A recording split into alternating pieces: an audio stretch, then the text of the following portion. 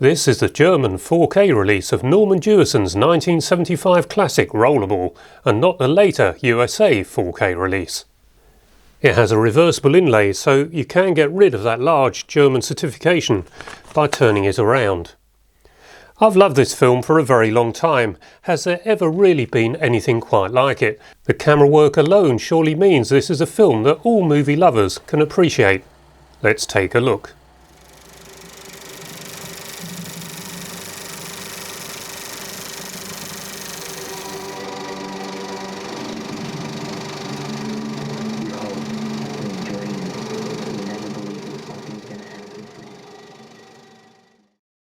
Rollerball was a 35mm shoot, and it had 4-track magnetic stereo sound on the 35mm release prints. There was also a 70mm blow-up with 6-track magnetic sound for the London premiere.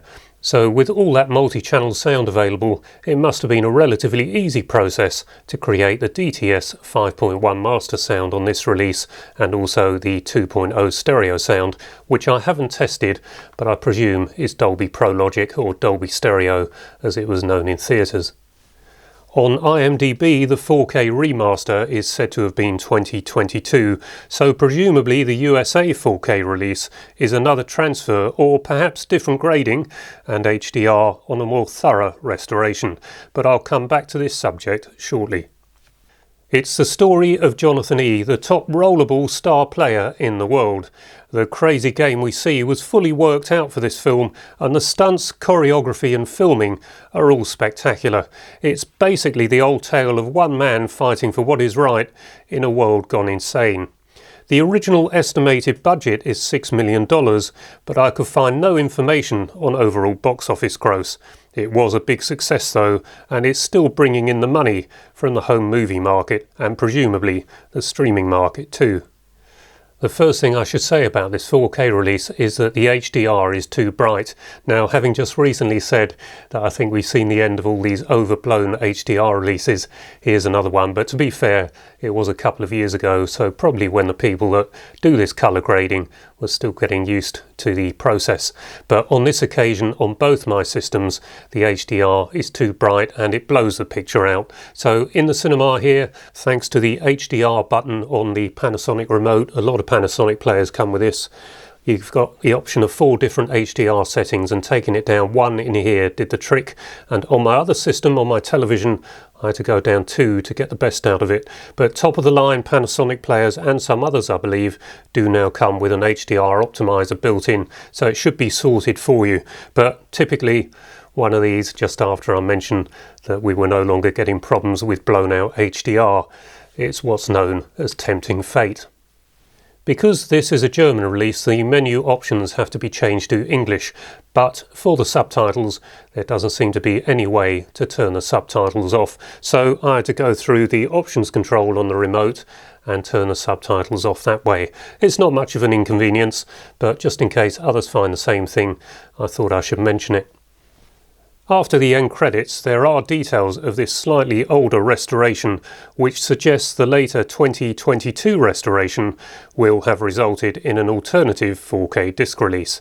I quite like seeing the odd minor scratch, bit of neg dust and a bit of dirt, but I know many won't appreciate it. So while I'm very happy with my purchase, I think I maybe should actually recommend the 2022 US release. Others will no doubt tell me what they think of the later release, so I'll update the description with any relevant information as it comes in. But another possibility is perhaps the Uhd Blu-Ray release, which people tell me is very good, and that one may in fact be good enough for you. Just a few options to think about if you want a good copy of Rollerball.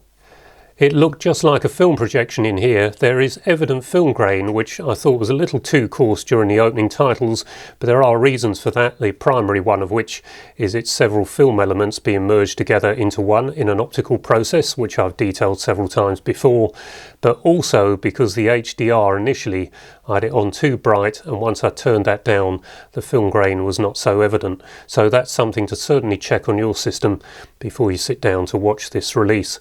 Another thing to check is that your sharpness control is not set too high. In fact, on both my systems it's minimised or off, and that seems to be the best way to get the finest looking grain on any system, but all our systems vary, as I keep saying.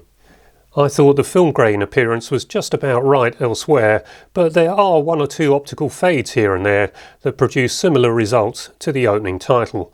There is good contrast, density, even if I did think the colour might have been a little off, but having said that, the restoration credit did mention a Technicolor dye transfer master, so it's most likely this has been colour mastered to match that.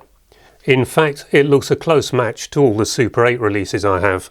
Now, this little reel here is the original theatrical trailer on Super 8, but being Super 8, the tiny gauge, all the neg dust, scratches and any dirt do show up much more than on the larger 35mm gauge. So don't take this too seriously, but there is a bit of neg dust, dirt and scratching on the master for the 4K. It's not quite like this Super 8, but it'll give you an idea, perhaps, a few frames of this, on what to look out for. This opening title, complete with sporadic emulsion scratch, which you can see in green, is from the Derann 2x400 foot release of Rollerball. I purchased it second hand in about 1980 and the scratch was already there, so it's never really bothered me.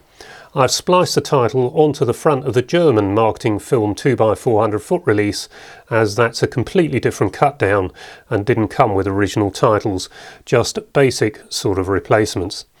Also, being an exclusive German release, it was only available with German sound, so I created an English track from the PAL DVD release and re-recorded it. I suspect it's a popular film in Germany though, because much of it was filmed there, and most notably perhaps the BMW head office building. So I've had quite a long history with this film, which actually began in 1975 when the fabulous poster was in every tube station along the Piccadilly line. I was fascinated by it but couldn't see the film as it was a AA certificate, so you had to be 14 years old and I was too young. That UK quad poster for Rollerball has been one of my favourite cinema poster all down the years, so it's nice to finally have it up and on display occasionally. Now, having watched this film the other night for the first time in 6 or 7 years, it was surprising to me how disturbing I find it today. I've always seen it as a prophetic film, but this time even more so, and I think that's because we're so close to the world that is portrayed in this film, minus the crazy game of Rollerball of course, but Norman Jewison did seem to have a disturbing crystal ball look into the future. There aren't many extras on the 4K, but in the featurette From Rome to Rollerball, made at the same time as the film, he talks about how he saw society was moving, and he also goes into this a little in the commentary. And here we are, almost 50 years later, and I've just caught up with his way of thinking. Now, there was a bit of a remake in 2002, and as much as I didn't like it, I did watch it again a few years later, and having already seen it and learned it wasn't Rollerball as I knew it, I didn't think it was quite so bad. But I don't think that film has a very good reputation in general, so that isn't a film I would recommend. And while I don't exactly consider this to be a perfect 4K disc release, I do very much like it, and I enjoyed it immensely watching it again in here in such good quality. So while some may think it's not the perfect restoration, I'm very pleased with it. I love this film and always have. The stunt work, the music, the action, the sound effects, the story, the cast, all brilliant. And that Rollerball rink and stadium in Munich, sensational. What did it take to put all that together and photograph it so well with such spectacular stunt work that made us believe we were watching a game that really did exist?